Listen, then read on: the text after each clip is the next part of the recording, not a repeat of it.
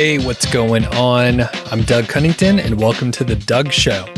In this episode, I'll be answering some listener questions. So folks sent in emails to feedback@doug.show, and I put them on a list, and every now and then I bunch them together and answer those questions. So thanks a lot for the folks that have sent in questions. Today, we have one from Mike about working with a partner and the pros and cons. And I've worked on a few projects with partners, so I'll have some tips for you there, pros and cons, and some of the things you should look out for. Also, there's a question in from Ryan who has used a page builder, like a drag and drop sort of page builder situation for his landing pages and his home page. So those are the couple that I'll talk about mainly. We'll see what other tangents I can go on. I do want to give a shout out to Brandon and Alte, who joined me on a live stream that I did on Black Friday. So I'm actually recording this on Black Friday. It'll probably be going live in a couple weeks here, so recent times. And I've been doing live streams on Fridays. So if you're not checking those out, usually I put some sort of an email out, or I'll send out an email for the Niche Site Project folks. If you're on that email list, and put a link in there. If you're subscribed on YouTube, that's awesome. You probably see it anyway, but I decided to go live on Black Friday and talk about the deals, share some stories. And I'm starting to use this, better live streaming software. So I have the ability to put on graphics and watch the chat, schedule things, or schedule live streams in a pretty straightforward, easy way. And the big thing that I really enjoy is being able to play clips. So I can play a movie, an animation, or any sort of movie format, like an MP4 or a .mov or whatever, MOV, whatever you say. And it allows me to play a clip that's pre-recorded and take a little break during a live stream. And it's a little bit of a cleaner presentation because it is pre-recorded. So I don't have to monitor the chat and, concentrate so hard. So all around, it's better production value. It looks better, and it's easier for me during the live stream. The reason why I'm giving Brandon and Alte a shout out is I'm playing clips and stuff, and those guys were on for a very long time, and they were on, I think we're pushing 5 hours right now. It's still rolling. And little behind the scenes tip, I put one of those pre-recorded videos, a 3-hour long one, went to the gym, walked the dog a couple times, and recording a podcast, and I have a timer set so that I can go back and go live again. So it's Black Friday, wanted to communicate all the deals, and I can tell you, you won't listen to this until after Black Friday, but there were some truly great deals out there, and people are taking advantage of it. So it's already paid off spending the time to do the live stream. So people are getting value. They're buying, services or products that they need. They're getting a discount, and I'm offering a bonus. So anyway, thanks a lot, guys, for staying on the live stream. If you haven't joined a live stream, check it out. Some people really dig it. I answer the questions. I don't have a producer. I'm just sitting in front of the laptop, looking at the chat. I have some prepared material to go over, and it's pretty casual, and I think enjoyable. I think it helped form the community of Niche Site Project, especially on the YouTube side. I did live streams for every week straight for many, many months. In fact, I'm not even sure how many I've done, but at this point, I can handle going live. I don't get too nervous. So at some point, a thing switched, and I was okay, I could just kind of go over my talking points. I don't freak out if something unexpected happens. There's technical issues all the time. But anyway, if you can't make it live to the live streams, you can still watch the replays. You can watch them at like a faster speed, and there will most likely be more like pre-recorded videos that I insert into the videos. People liked it a lot on the live stream, and like I said, it made it easier for me to do presentations and be involved in the chat a little bit more. So let's get to the questions here. So as I mentioned, Mike asked about working on a site with a partner. I've done this a few times. And also like not just on a site, but like on a course and other sort of, business engagements, right? I advise you to check it out. Like if you think that you can trust the person you're working with, like that's the big thing. I have heard of some folks that like met someone in a Facebook group. They've never met in person. They don't really know each other well at all. And they just happen to have like some common ground on whatever business endeavor they're going to check out. We'll talk about a niche site in this case. And if you don't know the person that well, there's like a trust factor that is hard to like get past. Now, the fact that Mike is asking about, hey, I'm thinking of partnering. This seems like a good idea. Like, do you have any tips? You're probably over the trust factor. You're like, I've talked to this person enough where I don't think they're going to double cross me. And that's the risk, right? Someone could potentially like basically use your free labor and expertise to do some things. And then let's say, for example, the hosting is in their name or just the domain is in their name and registered to them. They could just take the site, right? They can put the DNS and other like technical things on the back end to whatever new hosting they're at. And if they control that, then they basically can take over the site and take away your access. So that's the risk, right? So there's a technical way that they can take things over and you can't do anything about it. That said, I have worked with multiple people on different projects. So one of the first ones was a course. And, in this case, I was lucky because I like corresponded with that particular blogger for a few months. I kind of knew him. We were both blogging in the internet marketing space. And he seemed like an okay guy. And we both had a following, and he seemed like a trustworthy dude. We talked a bunch and eventually like worked on a course together. It was one of my very early courses. I think it was the second one in his first. It worked out well. We made okay money. We learned a lot along the way. There were, a few instances, now that I'm getting into the weeds of it, there were a few instances where we, were frugal guys.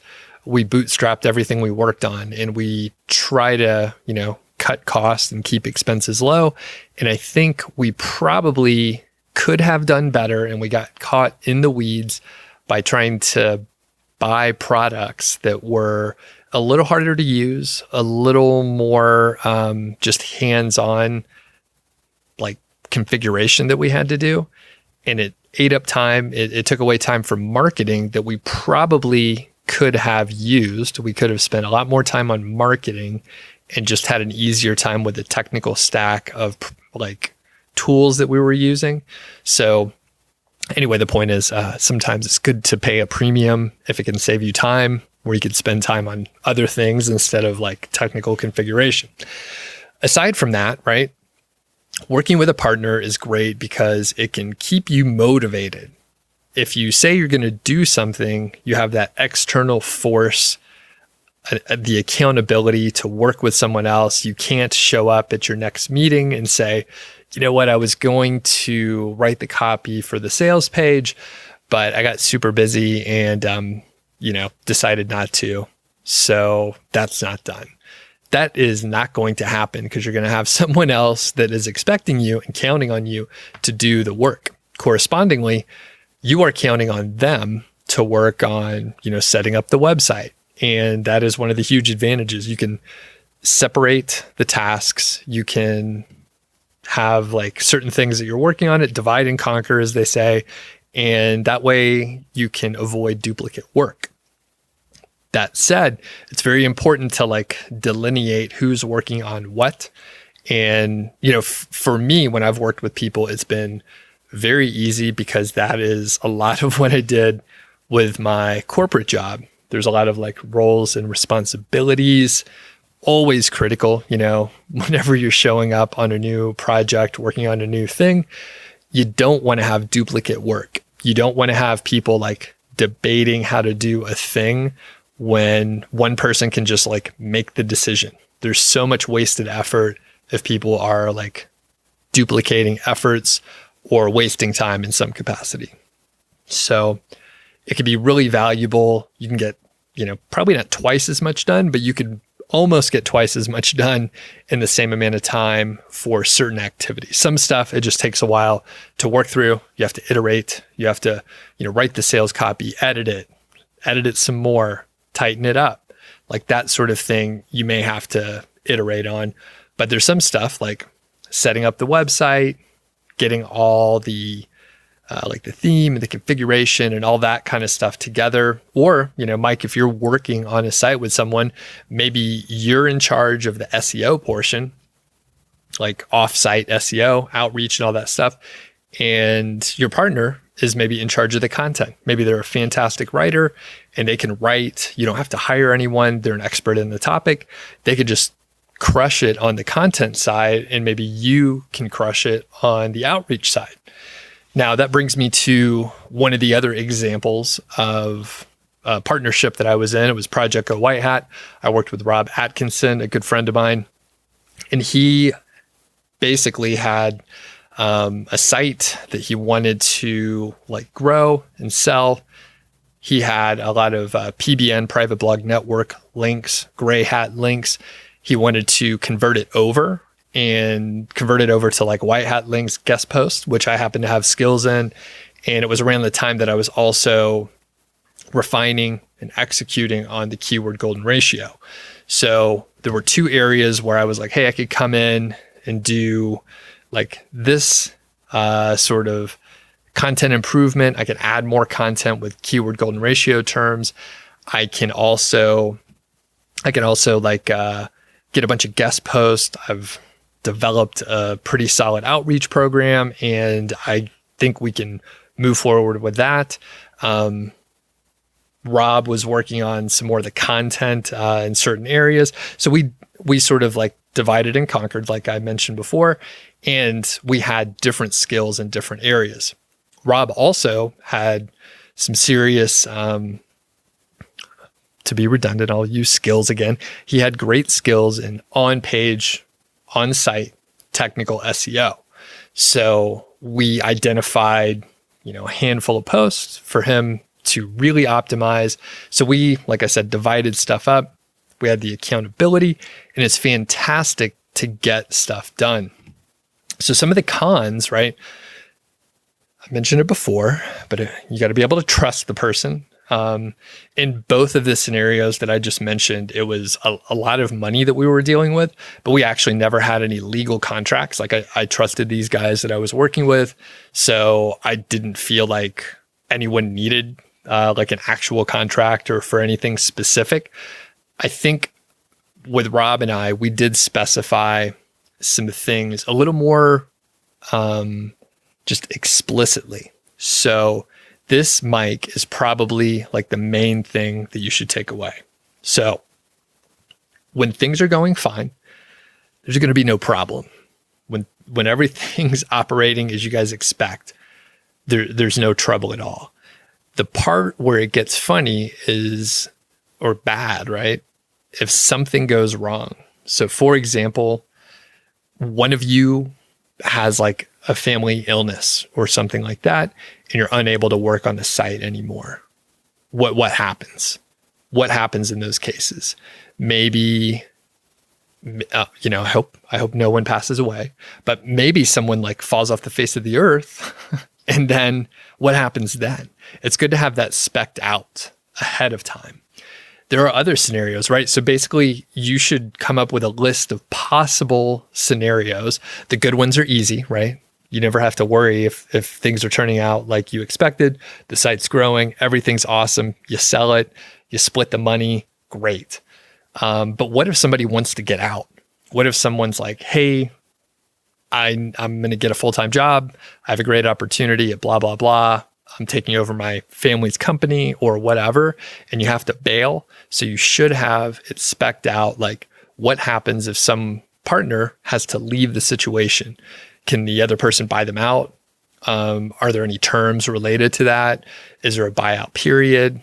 Can they just bail and like forfeit what they have? Like there's, an infinite number of ways you could deal with it, but you should have those agreements like written down, the possible scenarios that could come up. You can come up with weird, crazy, unlikely stuff.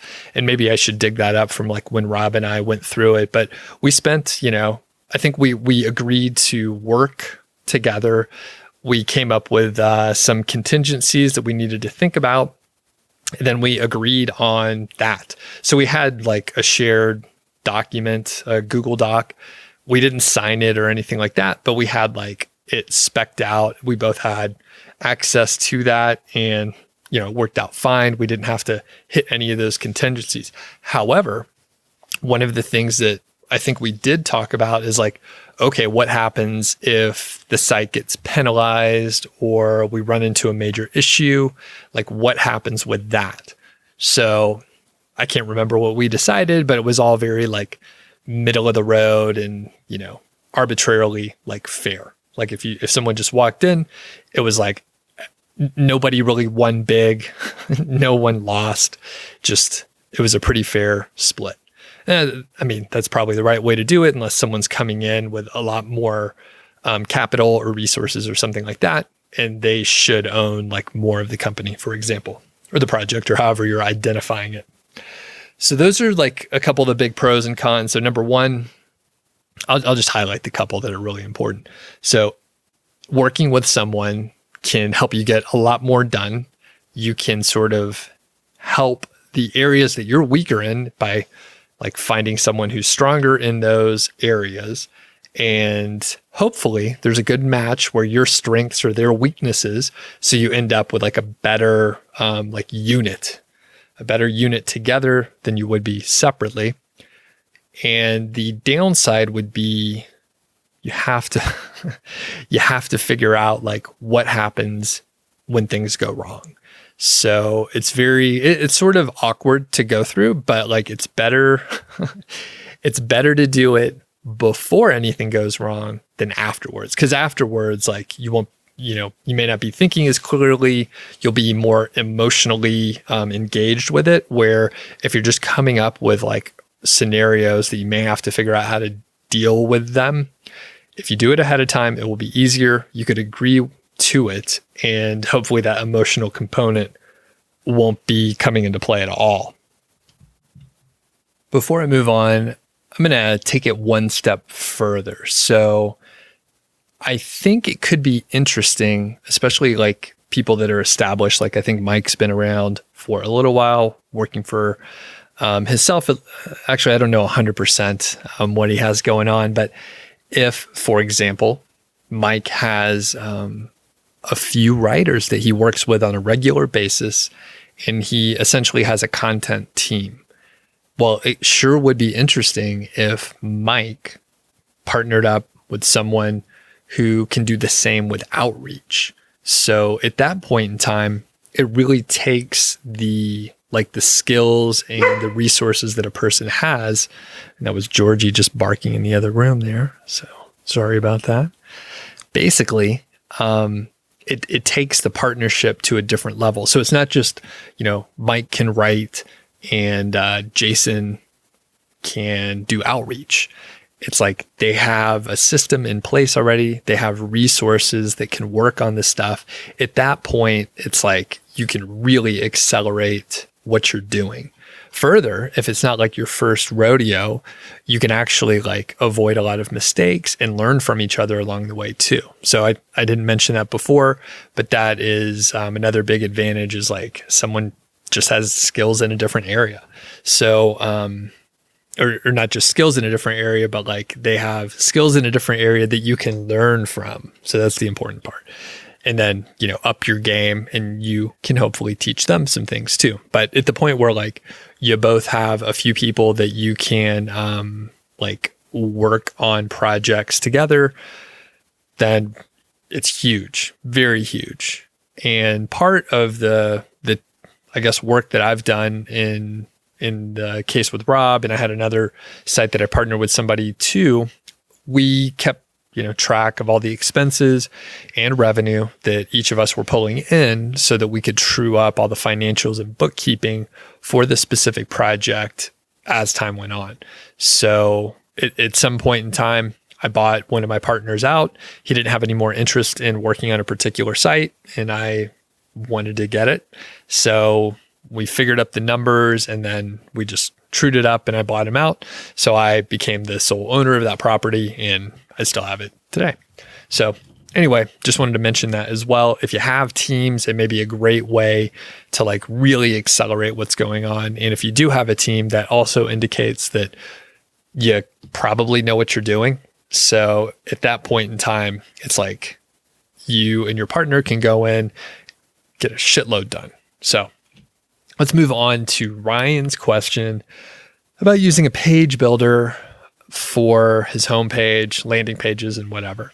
So I am not a fan of page builders, or we'll just use that term. So page builders, not a fan. I think at some point in time I was, interested, and I bought all the hype about having like beautifully designed pages. And I mean, I think a nice looking page can make a difference.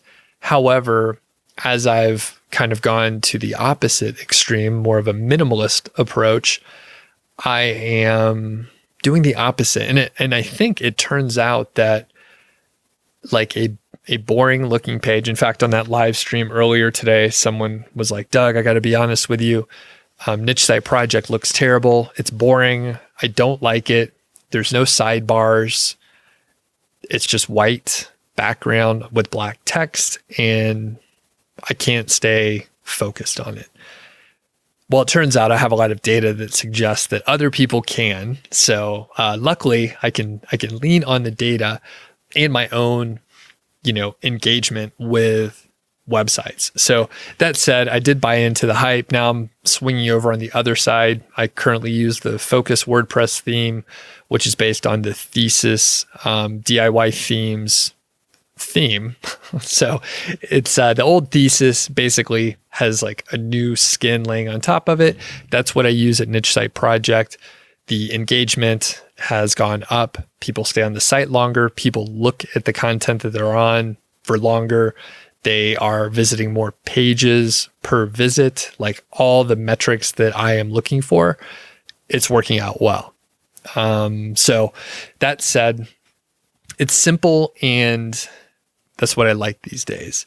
It's also very fast loading. So that one of the major downsides for any of the page builders out there is they're probably going to be slow to use as the admin.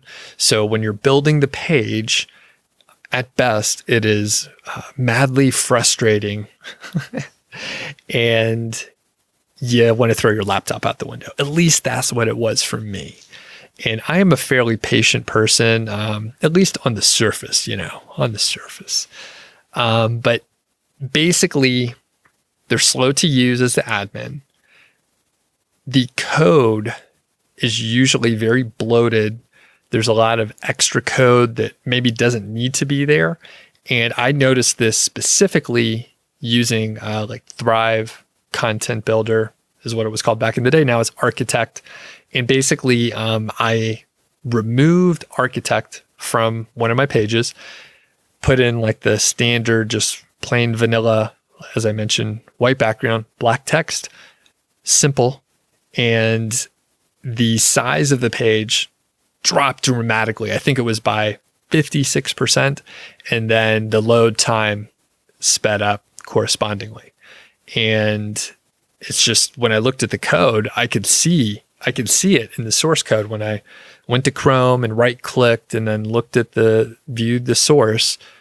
I could see there was just all these like tags and extra formatting that didn't need to be there. Some of the stuff, of course, if I'm going to add like some kind of pretty button with a drop shadow and some other stuff, there's going to be some extra code for that. And I understand it. However, this code showed up for like what should have been just normal text. So there's a lot of garbage that shows up with page builders.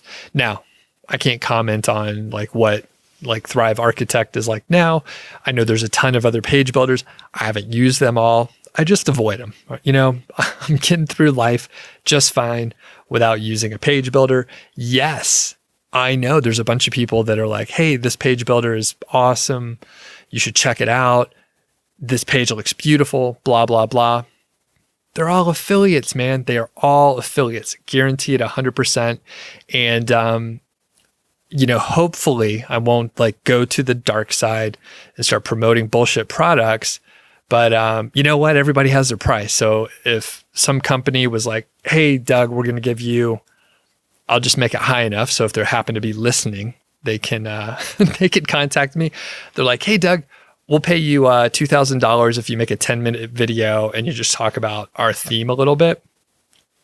I'll probably do it. All right. I mean, I have a price and it's not even that high, but the point is the people that are telling you, hey, check out this page builder, they are either the maker or they're an affiliate.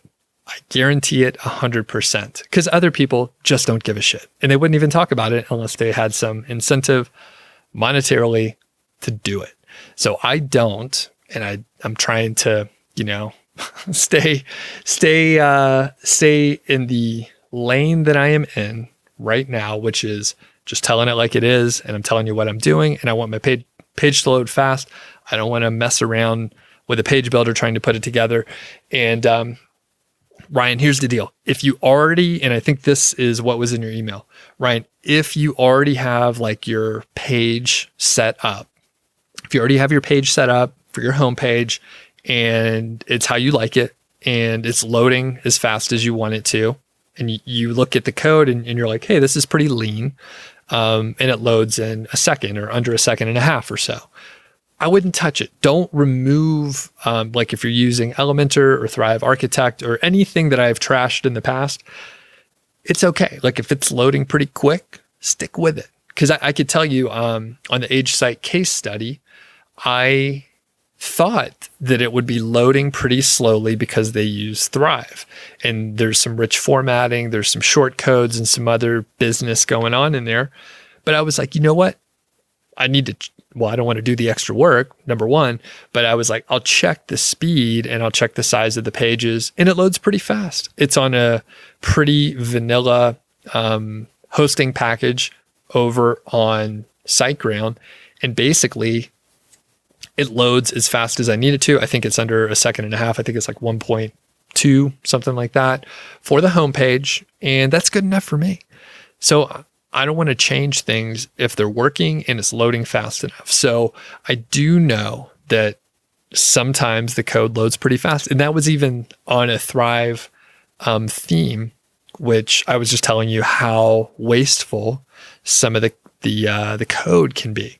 Well, whatever is on my Age site is loading pretty damn fast. So with that said, Brian, if your homepage or any of your landing pages are loading appropriately, and you don't have to edit them very often because that takes time and it's cumbersome to use those very powerful tools. They're so powerful that they run slow. There's a trade-off. You can do so much with one of those platforms of like designing a homepage. You could do anything, but it's not free. It's never free. It's going to take a while to put it together. If you ever want to like move to a different theme, it's probably going to be kind of difficult. You're going to have to migrate from that page builder to something that is different. And normally that's going to break a lot of things. However, if you are using, fewer plugins and don't use short codes, like short codes usually will break whenever you migrate to anything that doesn't recognize those short codes. So that's a problem. And you should keep that in mind. There's a cost associated with like entrenching into a product like that. And I kept using Thrive Architect, even though it was driving me crazy and I couldn't get support. And other people have complained about the support too. If you Google it, you'll find information on it. And it was like just a nightmare to deal with. However, it was very difficult to migrate away from Thrive as well. So I just stuck with it for at least 2.5 years. And then finally, Chris Pearson over at DIY Themes was like rolling out Focus, and he was putting out content that really, really resonated with me about,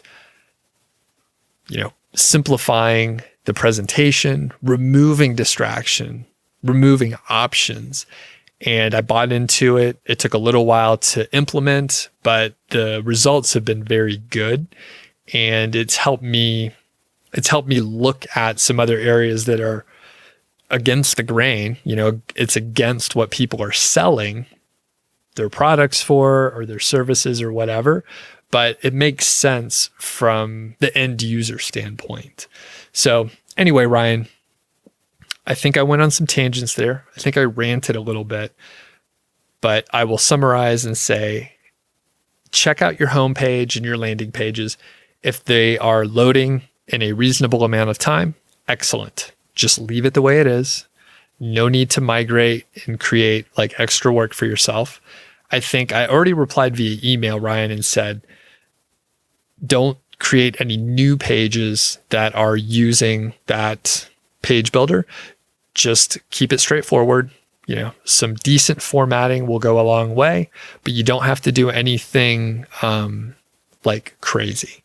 If you want to, put together some custom CSS so that you can, format, say, a pros and cons box, for example. That's just an exercise to work on. And you can design your own custom, formatting for that. It's not that difficult. Maybe you even hire a developer to put together like a little CSS, and you could use that formatting on your site. And it's a little custom, and there's not repeated code. And if you move to a new theme, it'll still work. All those sort of things are very important. And we don't think about it. We don't know in the beginning. So I can't blame you, right, for using Elementor or another page builder out there. I started doing the same thing. And then at some point I was like, oh, I don't enjoy spending time on that. I should probably do something different. And unfortunately, because of the cost of migration, it can be pretty cumbersome to switch it up. So thanks, everybody. If you want to have your question featured, you can shoot me an email at feedback@doug.show. And there's also a voicemail phone number that's in the show notes. So you could just take a look at that. You can give me a call. It is very helpful to write it out ahead of time. About 90 seconds is the perfect length of a question. And if you need to provide more detail, you can send it via email. But 90 seconds is kind of where you want the voicemail to be. At this point, if you send in a voicemail, it's probably going to show up on the show. And I don't get that many. So as long as it's a reasonable question that I didn't just have a show on, it will probably end up on the show. So thanks again to Mike and Ryan, and we will catch you on the next episode.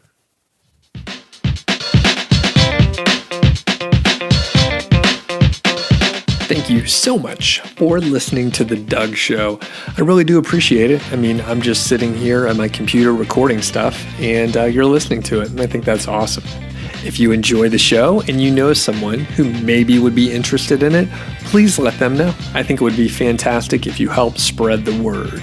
If you are not signed up for the Niche Site Project email list, well, you're in luck.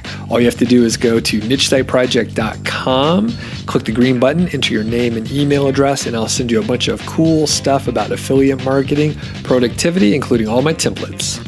If you happen to not be subscribed to this podcast, please do subscribe, and don't forget, I welcome your questions. So you could send your emails to feedback@doug.show. I got that really cool domain, doug.show. That's it. So feedback@doug.show. Or I'm going to leave my voicemail number in the show notes. So all you have to do is give me a buzz, leave a voicemail, and then I'll potentially put you on the air. So looking forward to it, and we'll catch you next time.